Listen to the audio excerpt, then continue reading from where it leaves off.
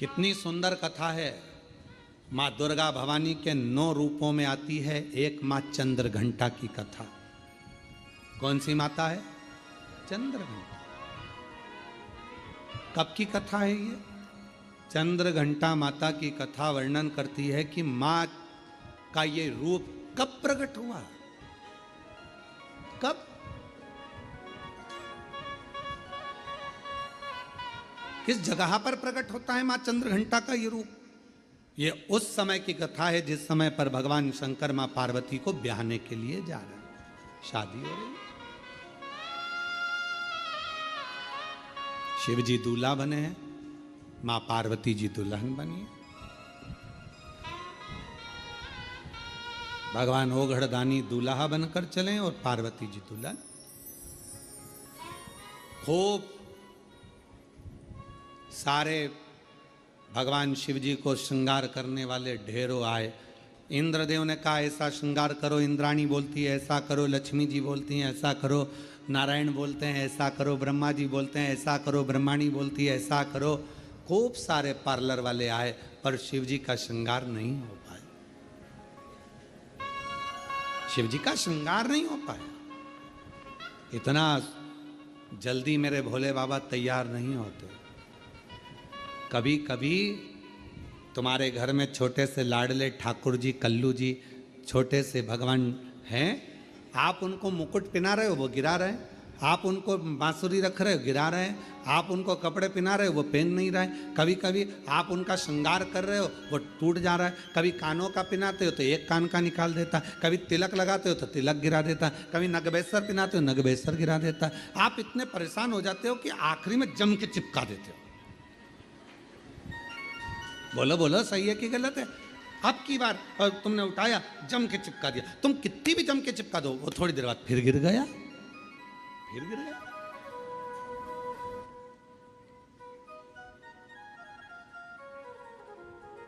और कभी कभी ऐसा होता है कि 1, 2 मिनट, 5 मिनट, 10 मिनट में पूरा श्रृंगार हो जाता। कभी कभी तो परेशान कर दे, कभी कभी श्रृंगार कर। क्यों? आपके अधीन नहीं, वो अपनी मर्जी से तैयार होते हैं और अपनी मर्जी से ही आनंद पाते हैं। अपनी मस्तक पर मलिया गिरी चंदन, ऐसा तिलक लगाया, मोर मुकुट कानों में कुंडल, ऐसा मुकुट लगाया, महकता रहे दरबार सावरे, महकता रहे दरबार सावरे, तेरा किसने किया श्रृंगार, तेरा किसने किया श्रृंगार सावरे। लगे दुल्हा सा दिलदार सांवरे, लगे दुल्हा सा दिलदार सांवरे, तेरा किसने किया श्रृंगार सांवरे। कभी पहन लेते हैं वस्त्र, कभी नहीं पहनते, कभी आभूषण पहनते हैं, कभी नहीं पहनते, उनके ऊपर। अब बाबा को दूल्हा बनाना या शंकर भगवान को सजाना कोई सरल बात है? सरल है? बहुत कठिन, बहुत कठिन। सब देवता हार गए, श्रृंगार नहीं कर पाए सब। और संपूर्ण भारतवासियों को, संपूर्ण देशवासियों को, संपूर्ण सनातनियों को इस कथा में से एक बात सीख लेना चाहिए। आप यदि भगवान शंकर के मंदिर में जाकर सावन के महीने में श्रृंगार कर रहे हैं, आप शिवरात्रि पे शंकर भगवान के मंदिर में श्रृंगार कर रहे हैं, मंदिर के लोगों में आपको सूचना दी कि मंदिर का श्रृंगार करना है, मंदिर में तैयारी करना है, तो आप अपने आप को किस्मत वाला समझना कि भोलेनाथ अपना श्रृंगार तुमसे करवा रहे।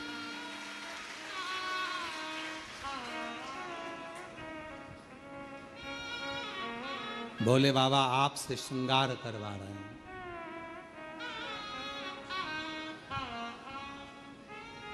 भगवान शिव जी ने अपना श्रृंगार भगवान विष्णु से नहीं करवाया, ब्रह्मा जी नहीं कर पाए, इंद्र नहीं कर पाए, गरुण वरुण नहीं कर पाए, भगवान शंकर का श्रृंगार कोई नहीं कर पाया। और अगर आप शिव जी के मंदिर में जाकर श्रृंगार कर रहे हो, सावन के महीने में शंकर भगवान को सजा रहे हो, आप शिवरात्रि पर भगवान शंकर का श्रृंगार कर रहे हो, तो समझ लेना कि भगवान शंकर जब नारायण जी से नहीं करवाए, ब्रह्मा जी से नहीं करवाए, तो तुम कितने शिव जी के प्रिय हो गए जो तुमसे भगवान श्रृंगार करवाए, तुमसे करवाए। और वो कितना मस्तक पर मलिया गिरी चंदन ऐसा तिलक लगाया। बाबा अगर आप सज रहे हो और हमसे सजवा रहे हो, तो ये तो हम पर आपकी करुणा, हम पर कृपा है। पर किसी किसी को अहंकार आ जाता है, मंदिर में तैयार करते करते किसी किसी को अभिमान आ जाता है, अगर मैं मंदिर नहीं गया तो श्रृंगार नहीं होगा। कई कई माताएं नहीं कह देती, मैं मर गई ना उस दिन मालूम पड़ेगा, तो मर जा। अभी देख लेते, ऐसे मरने से काम नहीं चलेगा। मैं अगर दुकान नहीं गया तो दुकान नहीं चलेगी, मैंने ये काम नहीं किया तो मेरा ये नहीं होगा, मेरा ये काम नहीं हुआ। अरे भाई, कई लोग कहते गौतम मैं हूं जो मंदिर में श्रृंगार कर देता हूं, सावन के महीने में मैंने कैसा श्रृंगार करा, शंकर जी को कैसा सजाया, मंदिर में रंगोली मैंने डाली, मंदिर में ये काम मैंने करा, गौतम मैं हूं जो श्रृंगार कर रहा हूं, मैंने करा। अरे भाई, भगवान नारायण से नहीं करवा पाए, ब्रह्मा जी से नहीं करवाए, इंद्र से नहीं करवाए, तेर से करवा रहे हैं। समझ लेना कि तू भगवान के करीब है। अहंकार मत आने देना, अभिमत्ता नहीं आने देना, अहमता में मत फूल जाना। तेरे से करवा रहे, तेरे से महकता रहे दरबार सारे, महकता रहे दरबार सारे, तेरा किसने किया श्रृंगार सारे, तेरा किसने किया श्रृंगार सारे। अगर वो करवा रहा है तो प्रसन्न हो, प्रसन्न। इतनों में हमको छाटा उसने। नहीं हुआ श्रृंगार ब्रह्मा जी से, नहीं हुआ श्रृंगार भगवान विष्णु जी से, नहीं हुआ श्रृंगार किसी से। तब भोलेनाथ जी से पूछा कि अब क्या होगा, क्या करें।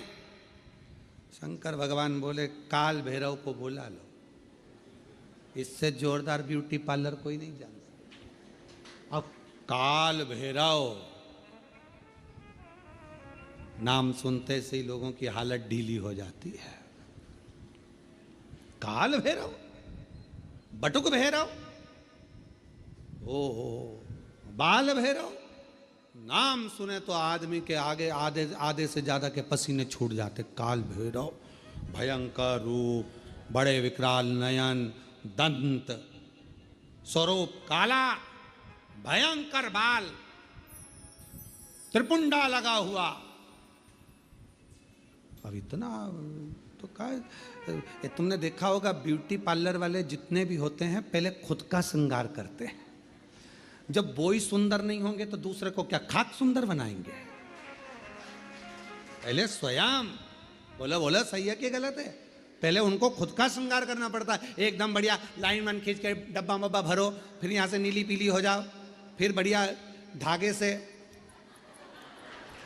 खिंचातानी कर कर, फिर बढ़िया खुद पहले अच्छा जोरदार दिखना चाहिए कि कोई पार्लर में आए तो उसको लगना चाहिए काकी जी कितनी सुंदर लग रही रे, बुआ जी इतनी बढ़िया लग रही है, तो अपने को भी इतना बढ़िया कर देगी। अब मालूम पड़े बोई ऐसी, भयंकर बाल खुले, दांत बड़े बड़े, टीकी लंबी चौड़ी, और होठ काले और दांत सफेद, तो फिर तो वो हमारे यहाँ श्राद्ध पक्ष में हमारे यहाँ दीवार पर वो गोबर से बनाती हैं संजा, तो उसमें गाती हैं हिरनी को बड़ा बड़ा दांत कि थारी अम्मा मारेगी कि कूटेगी, संजावाई चली ससुरा। अब हमारे यहाँ इधर गाते, अब तुम्हारे उधर गाते कि नहीं गाते वो हमको नहीं मालूम, पर हमारे इधर गाते संजा है होली है पूज लो। अब वो तो छोटी सी गाड़ी लुढ़कती जाए, बाँ में बैठी संजा माय लहंगो लहराती जाए, चूंदड़ी चमकाती जाए, चूड़ला दमकाती जाए, संजा बाई बोझ जाए। अब तो गाय सब गाने, अब वो मालूम पड़े पार्लर जिसके यहाँ जा रहे हो श्रृंगार करने, अब मालूम पड़े वही विकराल रखे, तुम मन में आए तुम तैयार तो कर दोगी? हाँ, किसके जैसी करोगी? मेरे जैसी रिंदे हाथ जोड़ो, हमको नहीं होना तैयार है। तो पहले पार्लर वालों को तैयार होना पड़ता है, पहले पार्लर जो चलाए पहले वो श्रृंगार करे, तब तो अब भगवान नारायण जी से भगवान शिव तैयार नहीं हुए, भगवान ब्रह्मा जी से नहीं हुए, इंद्र से नहीं हुए, फिर पूछा कौन को बुलाया जाए, सब हार गए। आखिरी में सूचना कर दी काल भैरव को, भगवान काल भैरव आए।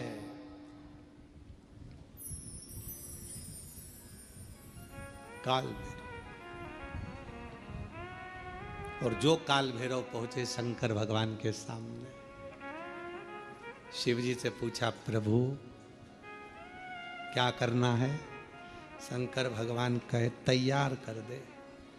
तैयार? हाँ।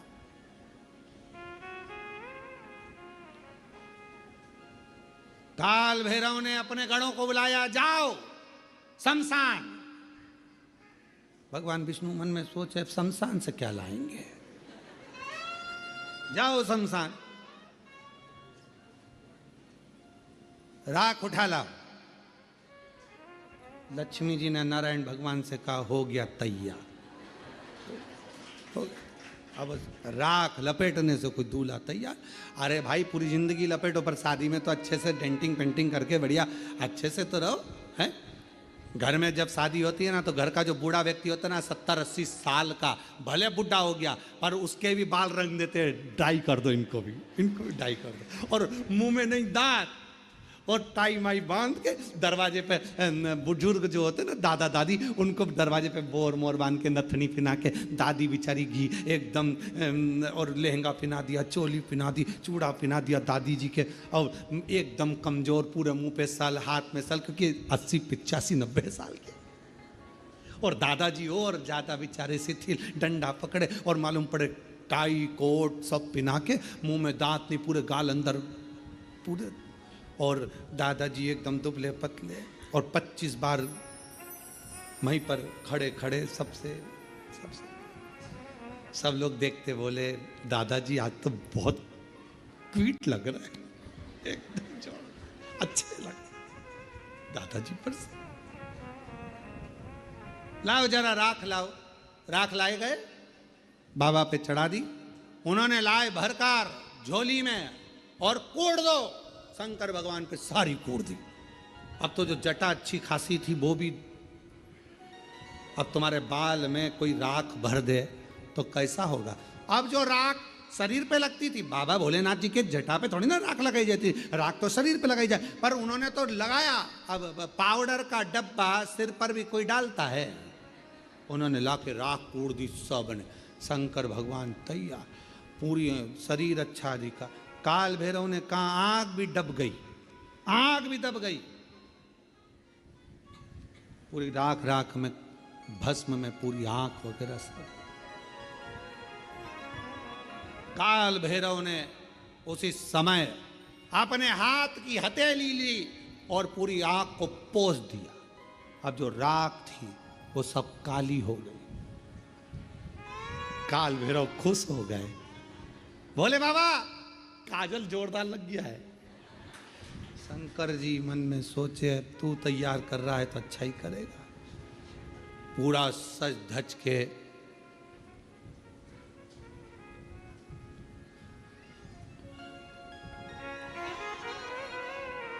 श्रृंगारित होकर, जाओ जल्दी मुंडों की माला लाओ। भगवान ब्रह्मा जी को चक्कर आए। सो भगवान ब्रह्मा जी बोले शादी में फूलों की पहनते कि मुंडों की पहनते हैं, जल्दी जाओ। गए शमशान में, मुंडों की माला लाए। अब एक शमशान में कि किसी दुकान में तुम जाकर कहो कि हमको एक काम करो कि 50 बिस्कुट के पैकेट दे दो, उसकी दुकान पे है ही नहीं 50। किसी शमशान में इतने मुंडे ही नहीं। अब वो तो जितने जले होंगे उतने मिले होंगे। एक गण आकर बोला महाराज शमशान में हमने देखा वहां तो तीन मुंडे हैं। तो भगवान यमराज तुरंत बोले काल भैरव बाकी के दूसरे शमशान में सब दूर का प्रोडक्ट इकट्ठा करो, सब दूर का माल लाओ, एक जगह एकत्रित करो और मुंडों की माला बनाओ। सारे शमशान से मुंडे इकट्ठे कर लिए, मुंडे लेकर भगवान के गले में पिना दिए। गले भयंकर। और सांप पकड़ लाओ। अब पकड़ने गए जितने उतने भर के लिया। शिव जी के हाथ में बांध दिए, पाँव में बांध दिए, सब दूर सांप ही सांप, गले में सांप, कान पे सांप, पीछे सांप, सब दूर सांप। और बच्चा कुचा था, एक कपड़ा लिया और वो कपड़ा बांध दिया नीचे, और शिव जी की नग्न अवस्था में और कपड़ा बांध दिया। कपड़ा लाए, एक मृगछाला बांध दी तो बंद नहीं रही थी। एक सांप को पकड़ा, उसी को बांध दिया, सांप को बेल्ट के रूप में बांधा। अब जैसे ही शंकर भगवान खड़े हुए और इतने में एक गण ने